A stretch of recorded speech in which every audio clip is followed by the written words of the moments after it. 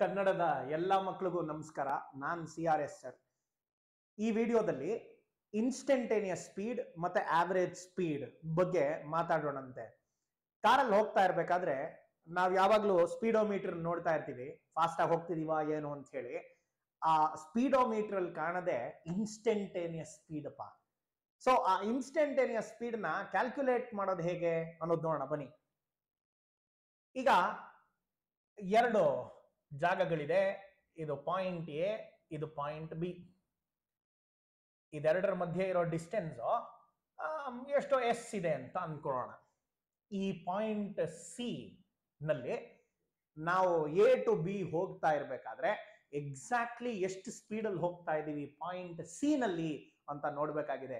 ಅದನ್ನೇ instantaneous speed ಅಂತ ಕರೆಯೋದು. ಆಗೇನ್ ಮಾಡ್ತೀವಿ, ಎರಡು ಪಕ್ಕದಲ್ಲಿ ಆ ಸಿ ಅನ್ನೋ ಬಲ ಮತ್ತೆ ಎಡಭಾಗದ ಎರಡು ಸಣ್ಣ ಸಣ್ಣ ಎರಡು ಪಾಯಿಂಟ್ ಗಳನ್ನ ಇಟ್ಬಿಟ್ಟು ಆ ಡಿಸ್ಟೆನ್ಸ್ ನ ಇಲ್ಲಿಂದ ಇಲ್ಲಿ ತನಕ ಏನ್ ಡಿಸ್ಟೆನ್ಸ್ ಇದೆ ಆ ಡಿಸ್ಟೆನ್ಸ್ ನ ಎಷ್ಟು ಟೈಮ್ ತಗೊಂಡಿದೀವಿ ಆ ಡಿಸ್ಟೆನ್ಸ್ ಹೋಗಕ್ಕೆ ಅದರಿಂದ ಡಿವೈಡ್ ಮಾಡಿಬಿಟ್ರೆ ನಿಯರ್ಲಿ ಆ ಪಾಯಿಂಟ್ ಸಿ ನಲ್ಲಿ ಏನ್ ಸ್ಪೀಡ್ ಇದೆ ಅನ್ನೋದು ಗೊತ್ತಾಗ್ಬಿಡುತ್ತೆ. ಸೊ ಸ್ಪೀಡ್ ನ ನಾವು ಕ್ಯಾಲ್ಕುಲೇಟ್ ಮಾಡಬೇಕು ಅಂತಂದ್ರೆ ಈ ಕೇಸ್ ನಲ್ಲಿ delta X by delta T ಅಂತ ಹೇಳಿ ಬರಿಬಹುದು. ಆದ್ರೆ ಸರ್ ಇನ್ಸ್ಟಂಟೇನಿಯಸ್ ಸ್ಪೀಡ್ ಅಂದ್ರೆ ಇನ್ನ ಎಕ್ಸಾಕ್ಟ್ಲಿ ಆ ಪಾಯಿಂಟ್ ಸಿ ನಲ್ಲಿ ಸಿಗ್ಬೇಕಲ್ಲ ಸರ್, ಅವಾಗ ಏನ್ ಮಾಡ್ಬೇಕು ಅಂತ ನೀವು ನನ್ಗೆ ಕೇಳಿದ್ರೆ, ಆಗ ಈ ಸ್ಪೀಡು ಇನ್ನ ಸೂಪರ್ ಆನ್ಸರ್ ಬರ್ಬೇಕು ಅಥವಾ ಇನ್ಸ್ಟಂಟೇನಿಯಸ್ ವೆಲಾಸಿಟಿ ಅಥವಾ ಇನ್ಸ್ಟಂಟೇನಿಯಸ್ ಸ್ಪೀಡ್ ಬರ್ಬೇಕು ಅಂತಂದ್ರೆ ಇದನ್ನ ಲಿಮಿಟ್ ಮಾಡ್ಬೇಕಪ್ಪ. ಡೆಲ್ಟಾ ಟಿ ನ ಝೀರೋಗೆ ಟೆಂಡ್ ಆಗೋ ಹಾಗೆ ಅದನ್ನ ಲಿಮಿಟ್ ಮಾಡಬೇಕು. ಅವಾಗ delta X divided by delta T ಬರುತ್ತೆ. ಸೊ ಇದು ನಮ್ಮ ಇನ್ಸ್ಟಂಟೇನಿಯಸ್ ವೆಲಾಸಿಟಿಯ ಈಕ್ವೇಶನ್. ಇದನ್ನೇ ನಾವು ಕರೆಯೋದು instantaneous velocity is defined as rate of change of displacement ಅಂತ ಹೇಳಿ. ನಾನು ಸ್ಪೀಡ್ ಮತ್ತೆ ವೆಲಾಸಿಟಿನ ಇಂಟರ್ಚೇಂಜಬಲ್ ಆಗಿ ಯೂಸ್ ಮಾಡ್ತಾ ಇದ್ದೀನಿ. ಕಾರಣ ಇಷ್ಟೇ, ನಮ್ಮ ಹತ್ರ ನಾವು ಮಾತಾಡ್ತಾ ಇರೋ ಬಾಡಿ ಇವತ್ತು ಬರೀ ಸ್ಟ್ರೈಟ್ ಲೈನ್ ಅಲ್ಲಿ ಒಂದೇ ಡೈರೆಕ್ಷನ್ ಹೋಗ್ತಾ ಇರೋದ್ರಿಂದ ಆವರೇಜ್ ಸ್ಪೀಡ್ಗೆ ಮತ್ತೆ ಆವರೇಜ್ ವೆಲಾಸಿಟಿಗೆ ಎರಡಕ್ಕೂ ಒಂದೇ ಈಕ್ವೇಶನ್. ಹಾಗಿರ್ಬೇಕಾದ್ರೆ ಈ ಆವರೇಜ್ ವೆಲಾಸಿಟಿ ಅಂದ್ರೆ rate of change of displacement ಅಂತ ಏನ್ ಹೇಳ್ತೀವಿ ಅದು ಇಷ್ಟು ಮಾತ್ರ. ಇದನ್ನ rate of change of displacement ಅಂತ ಹೇಳಕ್ ಬರೋದಿಲ್ಲ. ಯಾಕೆಂದ್ರೆ ಇದು ಡಿಸ್ಟೆನ್ಸ್ ಬೈ ಟೈಮ್ ಅಪ್ಪ. ಸ್ಪೀಡ್ ಬೇಕಾದ್ರೆ ವೆಲಾಸಿಟಿ ಬೇಕಾದ್ರೆ ಡಿಸ್ಪ್ಲೇಸ್ಮೆಂಟ್ ಬೈ ಟೈಮ್ ಇದು. So when that is the situation, ನಾವು ಆವರೇಜ್ ವೆಲಾಸಿಟಿ ಅಂದ್ರೆ ಏನು ಅಂತ ನೋಡೋಣ. ಈಗ ಪಾಯಿಂಟ್ ಎ ಮತ್ತೆ ಪಾಯಿಂಟ್ ಬಿ ಮತ್ತೆ ತಗೊಳ್ಳೋಣ. ಅದೆರಡರ ಮಧ್ಯೆ ಇರೋ ಡಿಸ್ಟೆನ್ಸ್ ಎಸ್ ಅಂತ ಅನ್ಕೊಳ್ಳೋಣ. ಎ ಇಂದ ಬಿ ಗೆ ಹೋಗಕ್ಕೆ ಹಿಡಿದಿರೋ ಟೈಮ್ ಅನ್ನ ಟಿ ಅಂತ ಅನ್ಕೊಳ್ಳೋಣ. ಹಾಗಿರ್ಬೇಕಾದ್ರೆ ಈಗ ಆವರೇಜ್ ವೆಲಾಸಿಟಿಯ ಡೆಫಿನೇಷನ್ ನೋಡೋದಾದ್ರೆ ಆವರೇಜ್ ವೆಲಾಸಿಟಿನ total distance divided by total time ಅಂತ ಹೇಳಿ ಬರಿತೀವಿ. Total distance divided by total time ಅಂತ ಹೇಳಿ ಬರಿತೀವಿ. ಈ ಕೇಸಲ್ಲಿ ನಾವು ನೋಡೋದಾದ್ರೆ ಟೋಟಲ್ ಡಿಸ್ಟೆನ್ಸ್ ಎಸ್ ಇದೆ ಕಣ್ಮಕ್ಳ, divided by time S T. ಈ ಆವರೇಜ್ ವೆಲಾಸಿಟಿನ ಕ್ಯಾಲ್ಕುಲೇಟ್ ಮಾಡೋದು ಹೀಗೆ. ಸೊ ಈ ಆವರೇಜ್ ವೆಲಾಸಿಟಿ ಏನಪ್ಪಾ ಅಂತಂದ್ರೆ, ನಾವು ಎಲ್ಲೋ ಒಂದ್ ಕಡೆ ಮನೆಯಿಂದ ಕಾಲೇಜ್ಗೆ ಹೋಗ್ತಾ ಇದೀವಿ ಅಂತ ಅನ್ಕೊಳ್ಳಿ. ಬೇರೆ ಬೇರೆ ಟೈಮಲ್ಲಿ ಬೇರೆ ಬೇರೆ ಸ್ಪೀಡ್ ಆಗಿ ಹೋಗ್ತಾ ಇರ್ತೀವಿ. ಟ್ರಾಫಿಕ್ ಇದ್ದಾಗ ಸ್ಲೋ ಆಗಿ, ಟ್ರಾಫಿಕ್ ಇಲ್ದಲೇ ಇದ್ದಾಗ ಫಾಸ್ಟ್ ಆಗಿ ಹೋಗ್ತಾ ಇರ್ತೀವಿ. ಬಟ್ ಆವರೇಜ್ ಆಗಿ ಯಾವ ಸ್ಪೀಡ್ ಅಲ್ಲಿ ಹೋಗ್ತಾ ಇದ್ವಿ ಅನ್ನೋದು ಈ ಉತ್ತರ ಕೊಡುತ್ತಪ್ಪ. ಬಟ್ ಈ ಆವರೇಜ್ ಸ್ಪೀಡ್ ಏನಿದೆಯಲ್ಲ, ಈ ಆವರೇಜ್ ಸ್ಪೀಡ್ ಸಾಕಷ್ಟು ಸಲ ಬೇರೆ ಬೇರೆ ತರ ಕ್ವೆಶ್ಚನ್ಸ್ ಅನ್ನ ಪ್ರೆಸೆಂಟ್ ಮಾಡುತ್ತೆ ಕಾಂಪಿಟೇಟಿವ್ ಎಕ್ಸಾಮ್. ನೋಡೋಣ ಏನೇನ್ ತರ ಕ್ವೆಶ್ಚನ್ಸ್ ಬಂದಿದೆ ಅಂತ. ಬನ್ನಿ, ಮೊದಲನೇ ಅರ್ಥ ಮಾಡ್ಕೋಬೇಕಾಗಿರೋ ವಿಷಯ, ಅದನ್ನ ಇನ್ಸೈಟ್ ಅಂತ ಹೇಳಿ ಹಾಕಿದೀನಿ. ಈಗ if an object moves with unequal speeds in different time intervals, ಅದರ ಅರ್ಥ ಇಲ್ಲಿಂದ ಇಲ್ಲಿವರೆಗೂ ಹೋಗಕ್ಕೆ T1 ಅಷ್ಟು ಟೈಮ್ ಹಿಡಿದಿದೆ. ಆ ಟೈಮ್ ಅಲ್ಲಿ ಬಾಡಿ V1 ಅಷ್ಟು ಸ್ಪೀಡ್ ಅಲ್ಲಿ ಹೋಗಿದೆ. ಎರಡನೇ ಟೈಮ್ ಇಂಟರ್ವೆಲ್ T2, ಆ ಟೈಮ್ ಅಲ್ಲಿ ಸ್ಪೀಡ್ V2 ಇತ್ತು. T3 ಅನ್ನೋ ಟೈಮ್ ಇಂಟರ್ವೆಲ್ ಅಲ್ಲಿ ಸ್ಪೀಡ್ V3 ಇತ್ತು. ಹೀಗಿದ್ದಾಗ ಅಕಸ್ಮಾತ್ ಆ ತರ ಎನ್ ಇಂಟರ್ವೆಲ್ಗಳಿದ್ರೆ, ತುಂಬಾ ಟೈಮ್ ಇಂಟರ್ವೆಲ್ಗಳಿದ್ರೆ, ಅಂತಹ ಟೈಮಲ್ಲಿ ಆವರೇಜ್ ಸ್ಪೀಡ್ ಕ್ಯಾಲ್ಕುಲೇಟ್ ಮಾಡೋದು ಹೇಗೆ ಅನ್ನೋದನ್ನ ಬರ್ದೀನಿ ನೋಡಿ. ಈ ಫಾರ್ಮುಲಾ ಅಂತೂ ಯಾವಾಗ್ಲೂ ಇದೇನಪ್ಪ, total distance covered divided by total time. ಈಗ ಟೋಟಲ್ ಡಿಸ್ಟೆನ್ಸ್, ಈ ಡಿಸ್ಟೆನ್ಸ್ ಇಲ್ಲಿಂದ ಇಲ್ಲಿವರೆಗೂ S1 ಅಂತ ಅನ್ಕೊಳ್ಳೋಣ, ಇಲ್ಲಿಂದ ಇಲ್ಲಿವರೆಗೂ ಇರೋ ಡಿಸ್ಟೆನ್ಸ್ ನ S2 ಅಂತ ಅನ್ಕೊಳ್ಳೋಣ, ಇಲ್ಲಿಂದ ಇಲ್ಲಿವರೆಗೂ ಇರೋದನ್ನ S3 ಅಂತ ಅನ್ಕೊಳ್ಳೋಣ. ಹಾಗಾದ್ರೆ S1 ಅಂದ್ರೆ ಏನು? Distance is equal to speed into time. ಕಣ್ಮಕ್ಳ, ಸ್ಪೀಡ್ ಈ ಕೇಸಲ್ಲಿ V1 ಇದೆ, ಟೈಮ್ T1 ಇದೆ. ಹಾಗೆ ಈ ಕೇಸಲ್ಲಿ V2 T2, ಈ ಕೇಸಲ್ಲಿ V3 T3. ಹಾಗಾಗಿ ಎಲ್ಲ ಡಿಸ್ಟೆನ್ಸ್ ಗಳನ್ನು add ಮಾಡ್ಕೊಂಡ್ಬಂದ್ರೆ S1 plus S2 plus S3 ಅಂತ ನಿಮ್ಗೆ V1 T1 plus V2 T2 plus V3 T3 ಅಂತ ಹೇಳಿ ಬರ್ಕೊಂಡ್ಬಿಡ್ಬೋದು. ಟೋಟಲ್ ಡಿಸ್ಟೆನ್ಸ್ ಆಗೋಯ್ತು ನ್ಯೂಮರೇಟರ್ ಅಲ್ಲಿ. ಡಿನಾಮಿನೇಟರ್ ಅಲ್ಲಿ ಟೋಟಲ್ ಟೈಮ್ ಅಪ್ಪ, T1 T2 T3 ಇರ್ಬೇಕಾದ್ರೆ T1 plus T2 plus T3 and so on till T4 Tn ತನಕ ಅಂತ ಹೇಳಿ ಬರ್ಕೋಬಹುದು. ಸೊ ಹೀಗಿರ್ಬೇಕಾದ್ರೆ ಅಕಸ್ಮಾತ್ ಈ ಫಾರ್ಮುಲಾ ಅಂತೂ ನಿಮ್ಗೆ ಯಾವಾಗ್ಲೂ ಯೂಸ್ ಆಗುತ್ತೆ, ಈ ಫಾರ್ಮುಲಾ ಅಂತೂ ನಿಮ್ಗೆ ಯಾವಾಗ್ಲೂ ಯೂಸ್ ಆಗುತ್ತೆ. ಇನ್ ಕೇಸ್ ಏನಾದ್ರು ನಿಮ್ಗೆ ಬೇರೆ ಬೇರೆ ಟೈಮ್ಗಳು ಕೊಟ್ಟು ಆ ಟೈಮಲ್ಲಿ ಒಂದು ವೆಹಿಕಲ್ ಬೇರೆ ಬೇರೆ ಸ್ಪೀಡ್ ಅಲ್ಲಿ ಹೋಗ್ತಾ ಇದೆ, ಅದ್ರ ಆವರೇಜ್ ಸ್ಪೀಡ್ ನ ಕಂಡುಹಿಡಿರಿ ಅಂತ ಕೇಳ್ಬಿಟ್ರೆ ಎಕ್ಸಾಮ್ ಅಲ್ಲಿ, ಇದನ್ನ ಪಟ್ ಅಂತ ಹೇಳಿ ಸಬ್ಸ್ಟಿಟ್ಯೂಟ್ ಮಾಡ್ಬಿಟ್ಟು ಆನ್ಸರ್ ಬರ್ದ್ಬಿಡ್ಬೋದು. ನೋಡೋಣ, ಕ್ವೆಶ್ಚನ್ ಗಳನ್ನು ನೋಡೋಣ.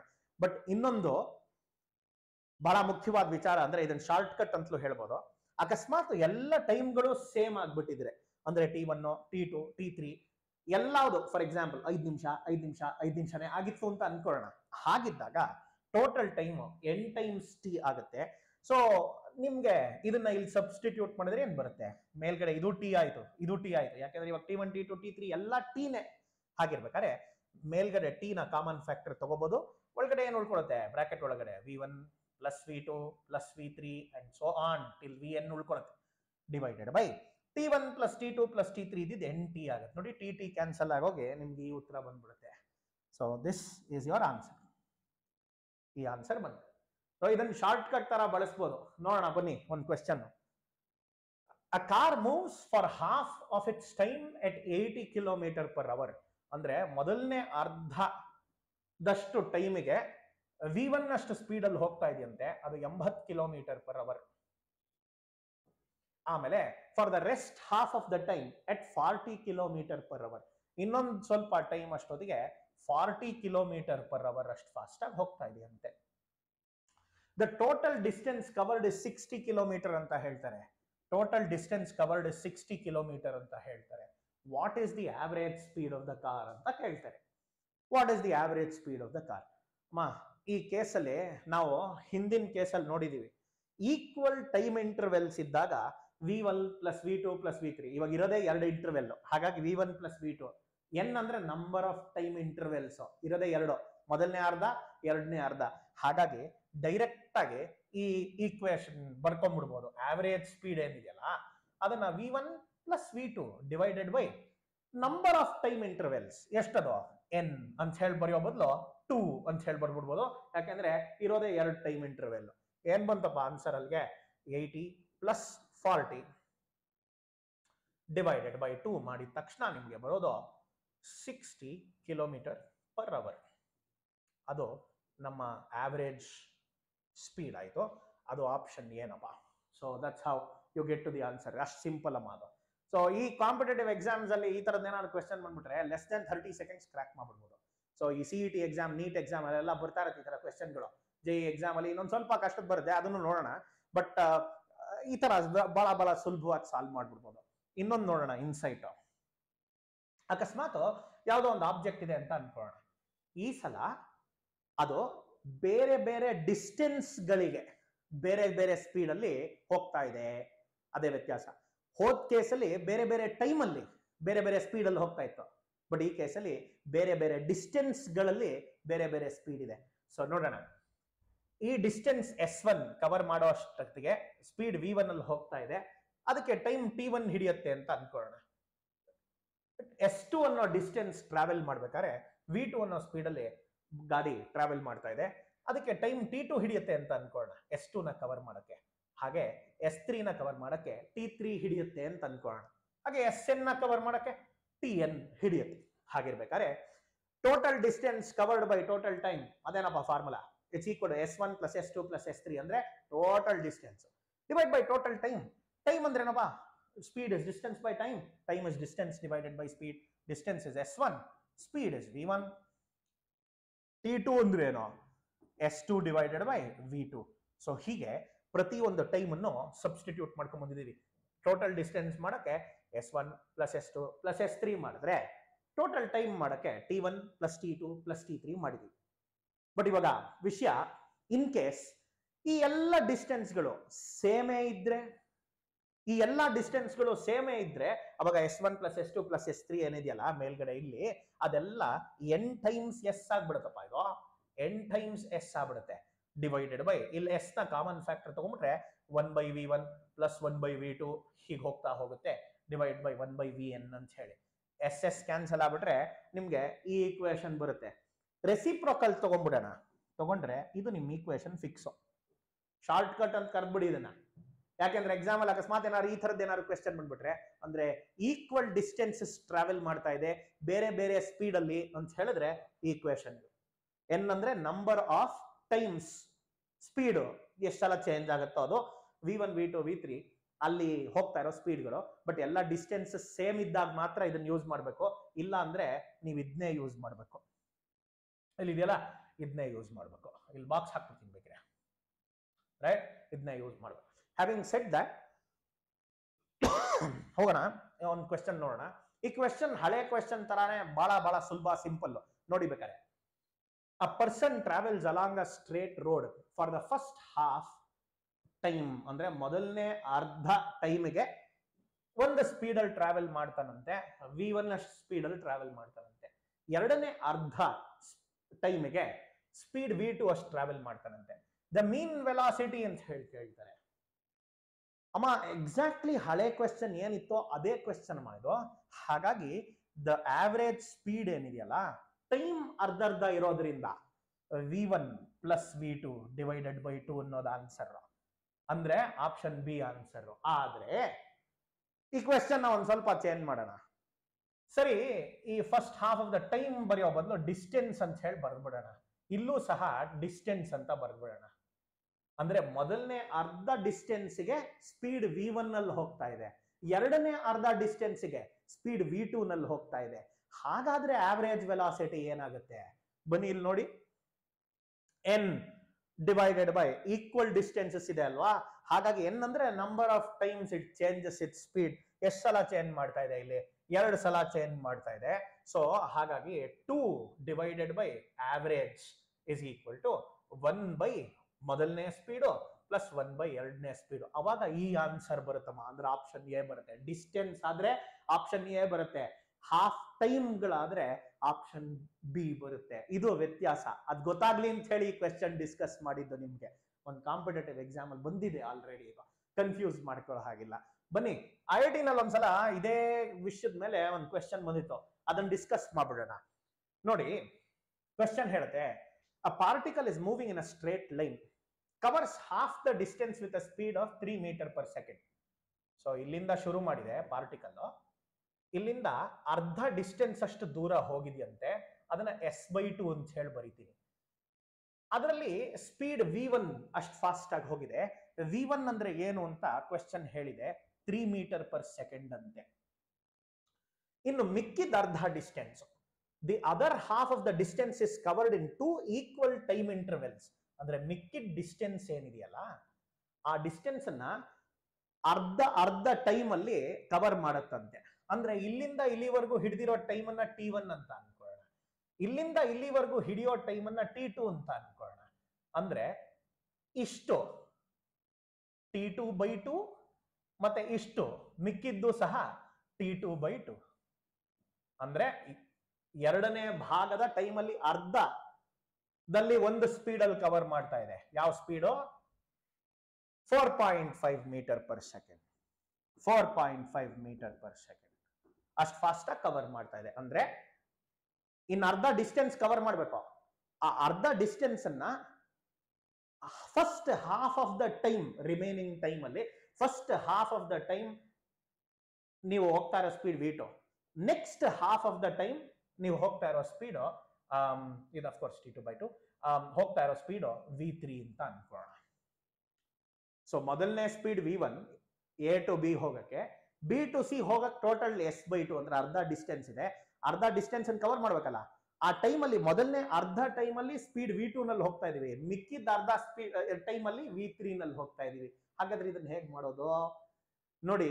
ಈ ಕ್ವೆಶ್ಚನ್ ಅಲ್ಲಿ ನಾನು ಹೇಳ್ಕೊಟ್ಟಂತಹ ಎರಡೂ ವಿಷಯಗಳಿದೆ, ಅದಕ್ಕೆ ಬ್ಯೂಟಿಫುಲ್ ಕ್ವೆಶ್ಚನ್ ಸರಿನಾ. ನೋಡಿ ಏನಂದ್ರೆ ಈ ಎರಡೂ B to C ನಲ್ಲಿ ಹೋಗೋ ಸ್ಪೀಡ್ ಏನಿದೆಯಲ್ಲ ಅದನ್ನ V' ಅಂತ ಅನ್ಕೊಳ್ಳೋಣ, ಇದು V1 ಅಂತ ಅನ್ಕೊಳ್ಳೋಣ. ಡಿಸ್ಟೆನ್ಸ್ ಅರ್ಧ ಇದೆಯಲ್ಲ ಮಕ್ಕಳ, ಹಾಗಾಗಿ ಏನ್ equation ಬರಿಬಹುದು, 2 divided by average speed is equal to 1 by V1 plus 1 by ಇನ್ ಯಾವ ಸ್ಪೀಡ್ ಅದು V' ಅಂತ ಹೇಳಿ ಬರಿಬಹುದು. ಹಾಗಾದ್ರೆ ಸರ್ V' ಅಂದ್ರೆ ಏನು, V' ಅಂದ್ರೆ average time between two I mean between B and C, B ಮತ್ತೆ C ಮಧ್ಯೆ ಇರೋ ಆವರೇಜ್ ಡಿಸ್ಟೆನ್ಸ್. ಬಟ್ ಇಲ್ಲಿ ಟೈಮ್ ಅರ್ಧ, ಇನ್ನೊಂದು ಟೈಮ್ ಅರ್ಧ ಟೈಮ್ ಇದೆ. ಅರ್ಧ ಟೈಮ್ ಇದ್ದಾಗ ಆವರೇಜ್ ಹೆಂಗ್ ಮಾಡೋದು, ಈಕ್ವಲ್ ಅರ್ಧ ಅಂದ್ರೆ ಈಕ್ವಲ್ ಟೈಮ್ ಇದ್ದಾಗ ಹೆಂಗ್ ಮಾಡೋದು, V1 plus V2 V2 plus V3 divided by 2 ಕಂಡ್ರೋ. ಯಾಕೆಂದ್ರೆ ಅದು ಮಿಕ್ಕಿದ್ ಎರಡು ಈಕ್ವಲ್ ಟೈಮ್ ಇಂಟರ್ವೆಲ್ಸ್ ಅಲ್ವಾ, ಆವರೇಜ್ ಮಾಡೋದು ಹೆಂಗೆ. ಸೊ ಆವರೇಜ್ ವೆಲಾಸಿಟಿನ V2 plus V3 by 2 ಮಾಡ್ಕೊಂಡ್ಬಿಟ್ಟಿದೀನಿ. ಅದನ್ನ ಇಲ್ಲಿ ಸಬ್ಸ್ಟಿಟ್ಯೂಟ್ ಮಾಡ್ಬಿಡೋಣ. 2 divided by V' I mean 2 divided by V average, total average is equal to 1 by V1 plus 1 by V' ನ V2 plus V3 divided by 2 ಅಂತ ಹೇಳಿ ಬರೀಬಹುದು.